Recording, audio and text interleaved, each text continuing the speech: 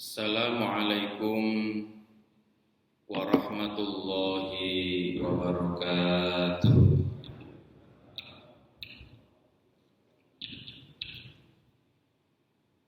Hamdan wa syukran ya rabbal alamin. Wassalatu wassalamu ala asyrafil anbiya'i wal mursalin Sayyidina wa maulana Muhammadin wa ala alihi wa sahbihi ajma'in.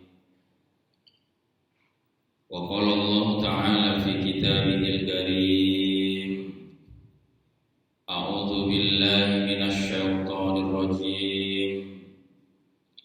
Bismillahirrahmanirrahim. Ya ayyuhan nas, inna khalaqnakum min dzakarin wa unsa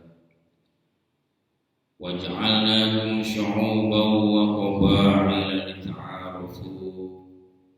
Inna akramakum 'indallahi atqakum.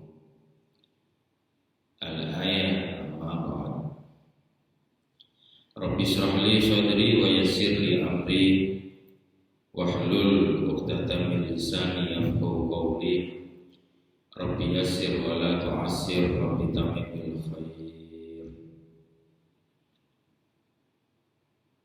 Ashabal muhtaramin, para alim, para ulama, para ustaz yang senantiasa saya taati, hadirin hadirat jamaah salat subuh Masjid Baitul Haq yang mudah-mudahan senantiasa dirahmati Allah Subhanahu wa taala. Pertama, marilah kita bersyukur kehadirat Allah karena sampai saat ini kita masih diberikan nikmat iman, nikmat Islam, nikmat panjang umur, nikmat sehat walafiat, sehingga kita dapat melaksanakan seluruh aktivitas khususnya ibadah sholat subuh dengan berjamaah. Mudah-mudahan kita senantiasa istiqamah dalam menjalankan seluruh perintah Allah dan menjauhi segenap apa yang dilarang oleh Allah. Amin, amin, Allah. Salawat dan salam mudah-mudahan tercurahkan kehadiran baginda agung Nabi besar Muhammad sallallahu alaihi wasallam yang senantiasa kita harapkan syafaatnya fid wa dunya wal akhirah. Hadirin hadirat jamaah salat subuh Masjid Baitul Haq yang mudah-mudahan senantiasa dirahmati Allah. Dalam materi kajian subuh ini saya mengambil tema Islam dan kebangsaan, dialektika dalam negara kesatuan Republik Indonesia. Saat ini kita berada pada bulan Muharram. Bulan Muharram itu menandai bulan baru dalam kalender Hijriah. Kalender Hijriah itu diawali dan ditandai dengan peristiwa hijrahnya baginda Rasulullah Muhammad SAW dari Mekah ke Yasrib. Ini tonggak yang luar biasa dalam sejarah perjuangan Rasulullah SAW. Peristiwa hijrah ini di dalam berbagai macam kitab tarikh, kitab sejarah terjadi pada bulan September tahun 622 Masehi. Tahun 622 Masehi. Kalau dalam hitungan Hijriah ya sekarang tahun 1444 Hijriah. Kalau hitungan Masehi 622 sekarang 622 sekarang 2022. Sekitar 1350 sekian. Nah, jadi itu peristiwa yang luar biasa. Saat ini kita juga pada bulan Agustus, di mana bangsa Indonesia memproklamirkan kemerdekaan. Coba nanti kita lihat, ketika Rasulullah Shallallahu Alaihi Wasallam hijrah dan ketika bangsa Indonesia memproklamirkan sebagai sebuah bangsa yang memilih negara kesatuan yang berbentuk republik sebagaimana undang-undang itu. Pertama, ketika Rasulullah Shallallahu Alaihi Wasallam berada pada tekanan yang begitu luar biasa di kota Mekah, kemudian Allah memerintahkan Rasulullah hijrah ke Yasrib. Saat itu belum ada Madinah. Yang ada adalah Yasrib tahun 622 Masehi. Apa yang pertama kali dilakukan Rasulullah? Yaitu membangun sebuah tempat untuk berkumpul bersama, beribadah bersama, yaitu Masjid Nabawi. Pemilihan tempat lokasi Masjid Nabawi pun itu unik. Karena apa? Masing-masing sahabat Ansor saat itu memberikan tanahnya, pekarangannya, rumahnya untuk dijadikan masjid. Tapi atas petunjuk Allah Subhanahu wa taala, Rasulullah kemudian disuruh untuk membiarkan ontanya yang disebut Al-Qaswa untuk memilih tempat itu. Sehingga dibilang tempat yang merupakan milik atau pekarangan anak yatim. Disitulah berdiri Masjid Nabawi. Jadi pertama Rasulullah hijrah mendirikan tempat bersama untuk beribadah kepada Allah dan untuk melakukan aktivitas sosial yang lain, yaitu Masjid Nabawi. Begitu Masjid Nabawi berdiri, yang kedua dilakukan Rasulullah adalah mempersaudarakan antara muhajirin yang datang dari Mekah dengan sahabat Ansor yang merupakan asli penduduk Yasrib. Jadi membangun ikatan persaudaraan yang didasarkan atas akidah yang sama, yang didasarkan atas ukhuwah Islamiyah. Itu yang dilakukan Rasulullah. Sehingga apa? Persaudaraan antara Ansor dan Muhajirin ini menjadi basis yang begitu luar biasa untuk pengembangan Islam di era-era selanjutnya. Yang nomor 3, setelah dipersaudarakan antara Ansor dan Muhajirin, Rasulullah membangun sebuah aliansi kerjasama dengan penduduk Yasrib yang lain yang tidak menganut agama Islam. Lah poin-poin perjanjian ini, poin-poin apa yang dilakukan Rasulullah ini kemudian dituangkan dalam bentuk perjanjian yang disebut Piagam Madinah, Mitsaqul Madinah. Di mana dalam perjanjian itu Rasulullah membangun aliansi politik dengan orang komunitas Yahudi di sana, dengan komunitas Nasrani di sana, untuk bersama-sama membawa Yasrib atau yang disebut Madinah ini menjadi negara atau menjadi kawasan yang maju dan makmur. Di sana ada prinsip kebebasan terkait dengan menjalankan ibadah. Di sana ada prinsip equality dalam hukum. Sehingga Rasulullah itu melindungi juga non-muslim di sana. Di bawah perlindungan Rasulullah. Di sana ada kebebasan. Itu poin-poin penting dalam piagam Madinah. Sehingga Rasulullah SAW memberikan contoh dan tauladan yang luar biasa dalam membangun komunitas masyarakat Madinah saat itu. Sehingga Madinah menjadi kuat, diserang oleh kafir Quraisy, tapi bersama-sama dipertahankan. Militansi dari Ansor dan Muhajir begitu luar biasa, semangat persaudaraannya, dan didukung oleh komunitas yang dilindungi Rasulullah ketika di Madinah. Setelah Rasulullah Shallallahu Alaihi Wasallam wafat, yang terjadi adalah pertama kali yang diperselisihkan saat itu adalah siapakah yang mengganti posisi Rasulullah.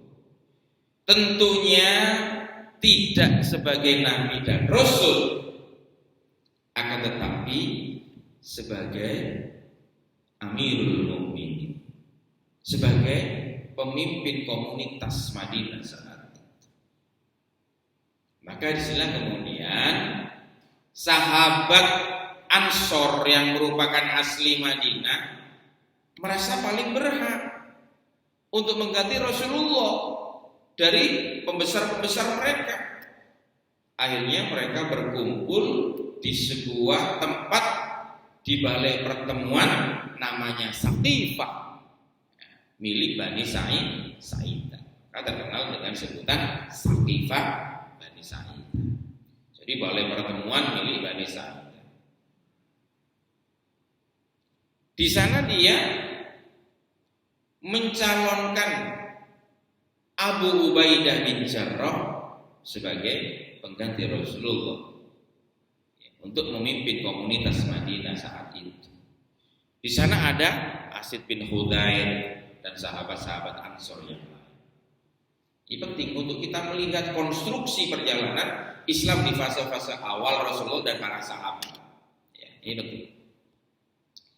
Begitu komunitas Ansor itu bermusyawarah di sebuah tempat namanya Saqifah milik Bani Sa'idah, ya, didengar oleh sahabat Umar bin Khattab yang saat itu berada di rumah Rasulullah sedang mengurus jenazah mulia Rasulullah yang belum dikebumikan saat itu.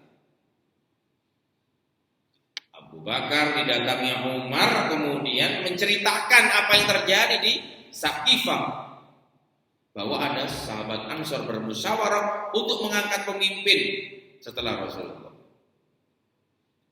Akhirnya sahabat Abu Bakar As-Siddiq dengan Umar bin Khattab disertai beberapa sahabat yang lain mendatangi balai pertemuan Saqifah Bani Sa'idah. Di sana terjadi perdebatan, terjadi dialog antara Umar bin Khattab dan Abu Bakar As-Siddiq dengan teman-teman atau sahabat-sahabat Ansor di sana yang diwakili oleh Abu Ubaidah bin Jarrah dan Asid bin Hudayr. Terjadilah kemudian dialog sehingga timbul kesepakatan didasarkan atas berbagai macam peristiwa yang kemudian peristiwa tersebut dianggap atau difahami sebagai isyarah Rasulullah untuk memilih pengganti beliau, yaitu Abu Bakar As-Siddiq disepakati untuk diangkat menjadi Khalifatul Rasul, pengganti Rasulullah di balai pertemuan Saqifah bin Bani Sa'idah.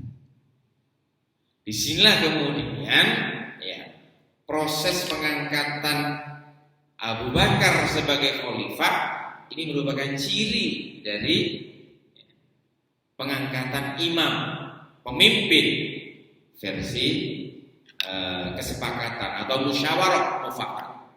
Musyawarah mufakat mengangkat Abu Bakar As-Siddiq sebagai khalifah. Apakah pengangkatan angkatan khalifah ini sukses, berjalan mulus setelah dibaiat, tentu ada beberapa sahabat yang tidak sepakat. Tapi begitu dibaiat Abu Bakar As-Siddiq, banyak golongan-golongan yang ingin melepaskan diri, tidak mau bayar zakat, ingkar zakat dan ingkar sholat dan lain sebagainya. Diperangilah oleh sahabat Abu Bakar.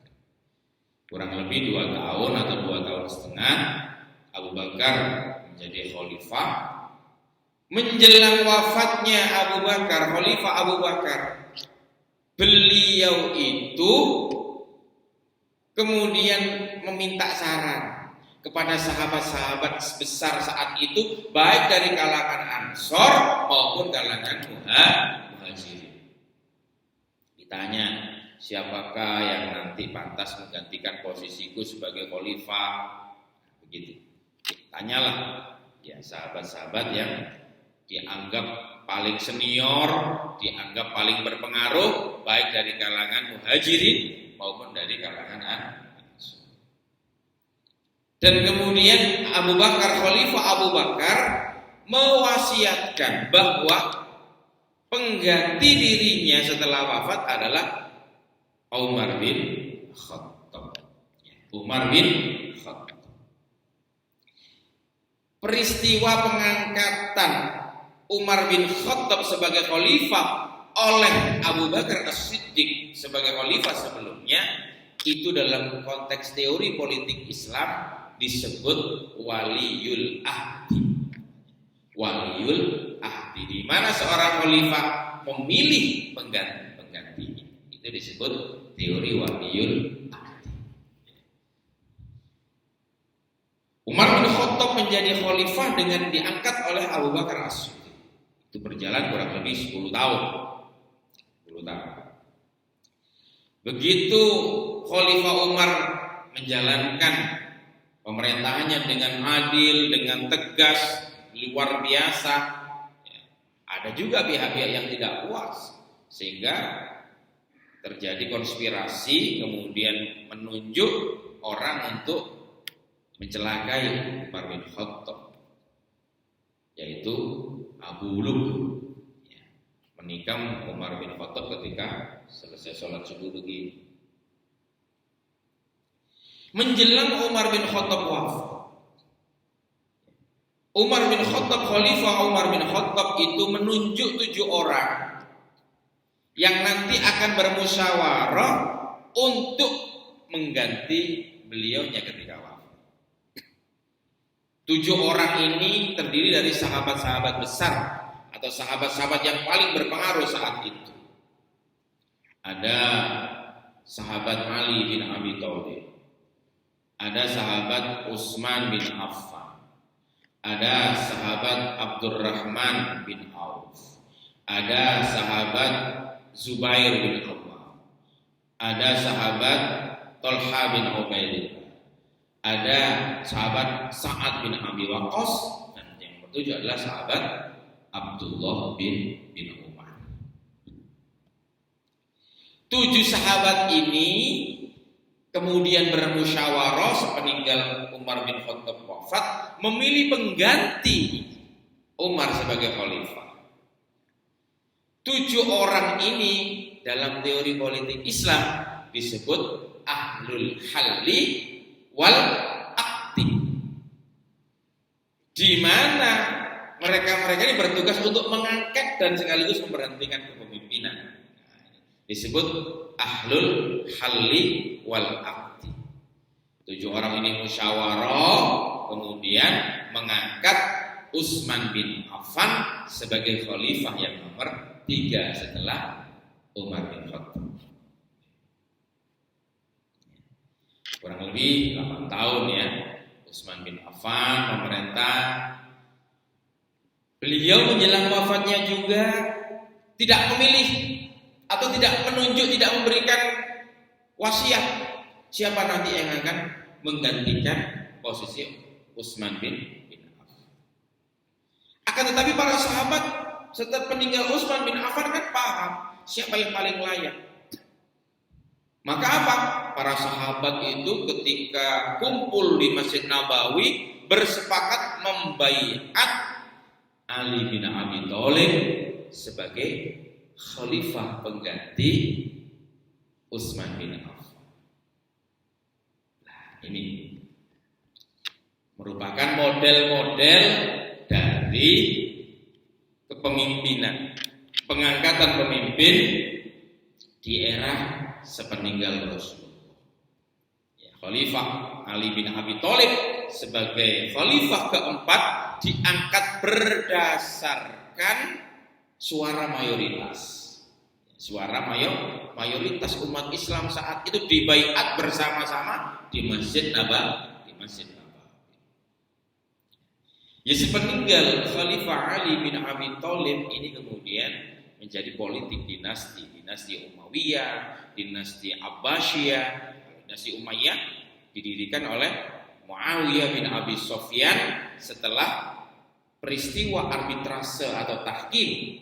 Terjadi peperangan antara Ali bin Abi Thalib, kemudian akhirnya secara politis Muawiyah berhasil memenangkan ya peristiwa tahkim itu, arbitrase itu.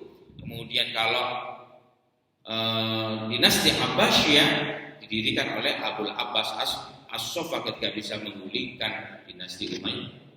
Ini kemudian politik dinasti. Ini adalah model-model ya, bagaimana kepemimpinan politik sepeninggal Rasulullah Muhammad SAW. Lantas bagaimana dengan konsep di Indonesia? Di Indonesia kita paham bersama bahwa Islam masuk itu ada yang mengatakan abad ke-7 Masehi, ada yang mengatakan abad ke-11 Masehi, tergantung perspektifnya. Ini kemudian muncul kerajaan-kerajaan Islam. Begitu penjajah datang, ya, mulai dari Portugis, kemudian Belanda, Jepang, itu kan yang melakukan perlawanan untuk kemerdekaan dipelopori oleh para ulama-ulama kita, para santri, rakyat yang dikomandani oleh para ulama melakukan perlawanan untuk mengusir penjajah. Maka disinilah peran para tokoh agama, peran para alim, para ulama, para santri ini menonjol di dalam merebut kemerdekaan. Pangeran Diponegoro itu merupakan ulama, Raden Abdul Hamid Ontowiryo.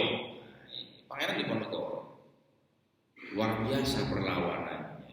Kemudian Tuanku Imam Bonjol. Di era-era selanjutnya banyak pahlawan-pahlawan yang terdiri dari para ulama, para kiai, para santri untuk memperebutkan kemerdekaan bangsa Indonesia. Begitu bangsa Indonesia diproklamirkan pada tanggal 17 Agustus 1945 atas nama bangsa Indonesia Soekarno-Hatta, apa yang kemudian menjadi perdebatan adalah bentuk negara, ideologi bangsa, Pancasila, yang saat itu sila pertama yang berbunyi ketuhanan yang Maha Esa dengan menjalankan syariat Islam bagi pemeluknya. Ini menuai perdebatan antara kelompok saat itu, antara faksi-faksi yang memperjuangkan bangsa Indonesia saat itu. Sila pertama, ketuhanan dengan menjalankan syariat Islam bagi pemeluknya. Itu dianggap diskriminatif. Maka melalui sidang PBUPKI kemudian 7 kalimat ini dihapuskan. Untuk apa? Untuk menjalin kesepakatan, merupakan konsensus bersama agar negara yang baru dibentuk ini tidak buyar. Ini kan sama dengan yang dilakukan Rasulullah ketika membangun komunitas Madinah, menjadi ketuhanan yang Maha Esa. Ya. Kalau ketuhanan yang Maha Esa dalam berbagai macam tafsir konstitusi, yang pertama kali Kiai Abdul Wahid Hashim, Kiai Wahid Hashim itu memberikan tafsir bahwa ketuhanan yang Maha Esa tidak lain dan tidak bukan adalah qul huwallahu ahad. Karena kalau kita pahami bersama yang lain-lain itu kan teologinya tidak qul huwallahu ahad, tidak ketuhanan yang Maha Esa. Jadi Kiai Master Farid Mas'udi itu menafsirkan seperti itu. Jadi ketuhanan yang Maha Esa. Kemudian sila kedua, ketiga, keempat ya, kemanusiaan yang adil dan beradab, persatuan Indonesia.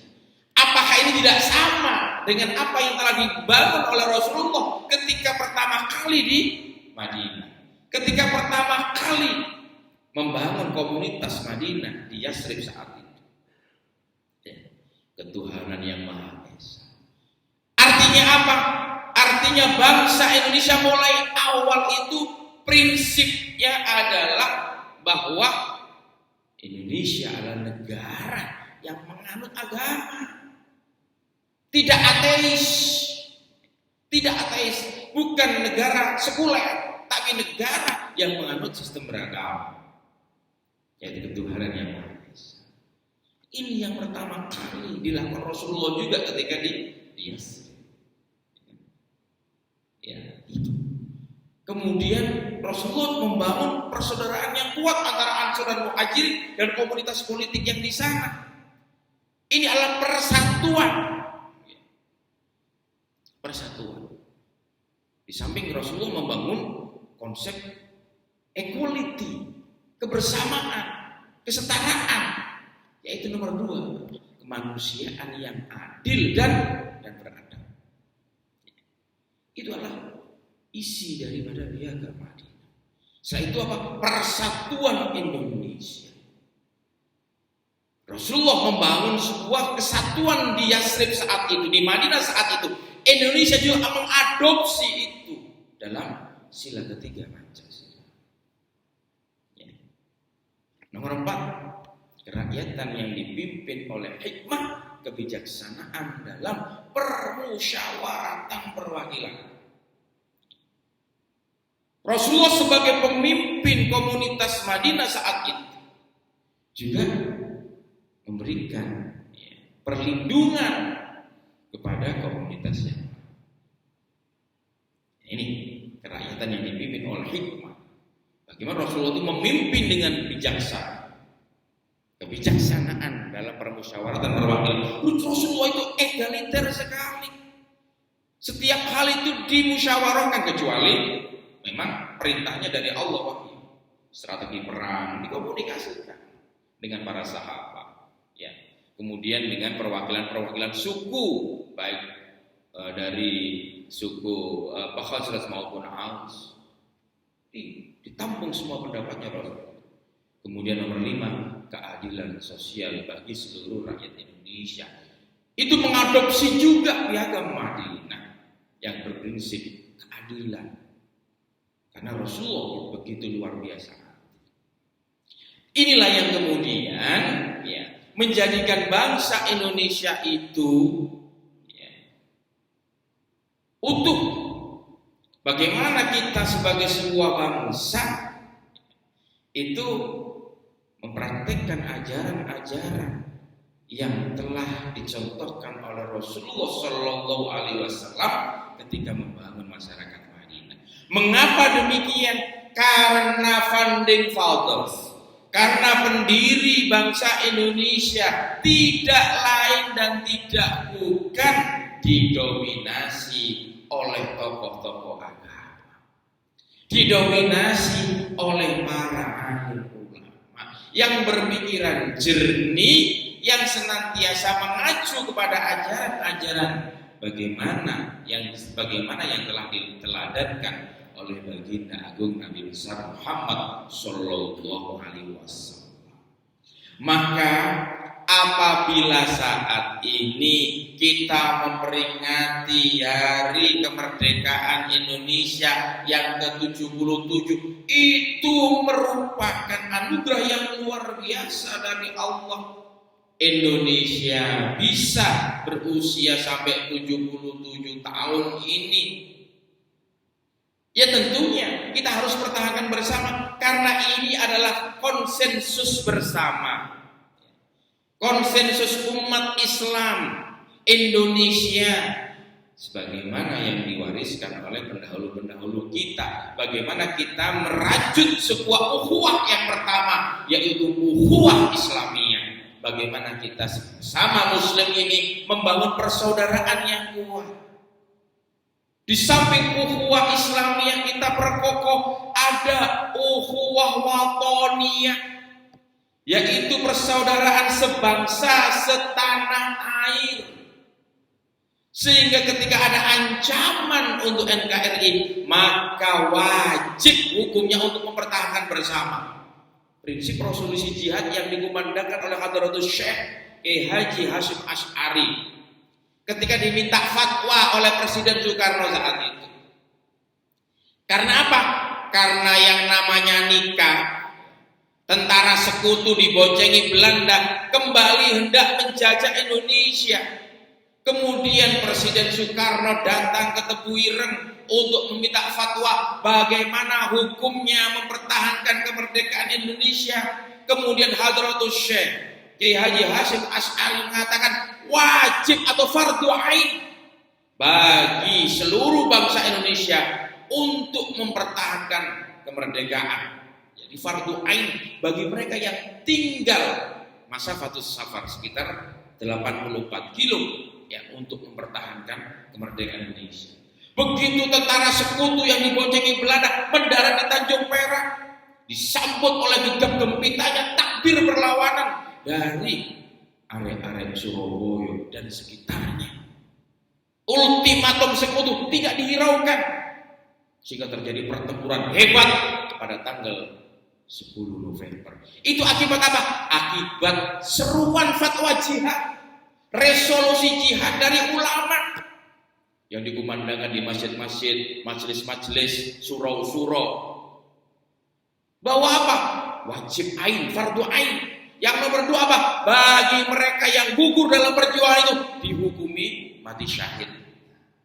Sehingga apa? Gelora perjuangan mereka begitu luar biasa.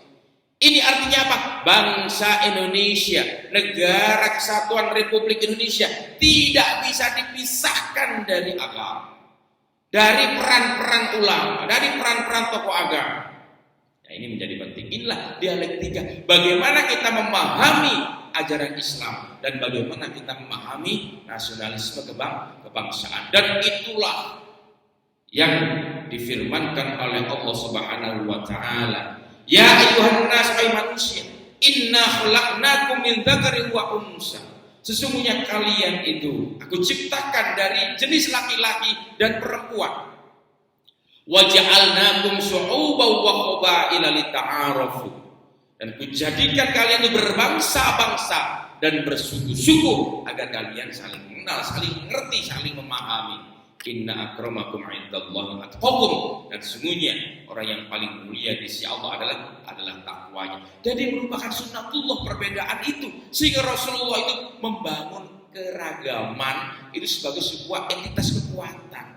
Itu diadopsi oleh semangat perjuangan para alim ulama ketika mendirikan bangsa Indonesia dalam wadah negara kesatuan Republik Indonesia. Itu sekilas pengantar yang bisa saya sampaikan. Mungkin di sini ada pertanyaan, monggo kami persilakan. Monggo silakan. Wonten pertanyaan? Nggih. Mboten enten. Jelas ya. Nah, kita kan tadi itu membandingkan bagaimana Rasulullah membangun sebuah peradaban di Madinah, negara Madinah. Bagaimana bangsa Indonesia juga membangun ini. Ini memang kita bandingkan. Memang begitulah ajaran Islam mengatur. Sampun nggih, mboten ada pertanyaan nggih? Sampun? Sampun nggih? Al-Fatihah.